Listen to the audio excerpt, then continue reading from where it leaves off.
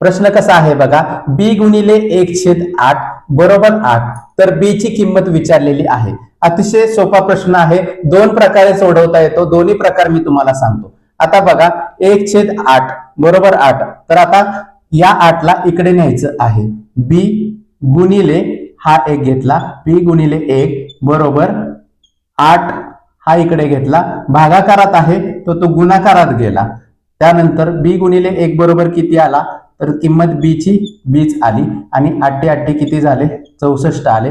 म्हणून उत्तर किती आहे, 64 आहे. आता हा झाला एक प्रकार. दुसऱ्या प्रकारे सुद्धा सोडवता येतो. ऑप्शनने जायचं, पटकन सोडवायचं असेल तर यातला ऑप्शन कोणता बसतोय तो बघायचा. कसं ते सांगतो. आता इथे 64 आहे, हे 64 आपण घेतले गुणिले 1/8 बरोबर 8.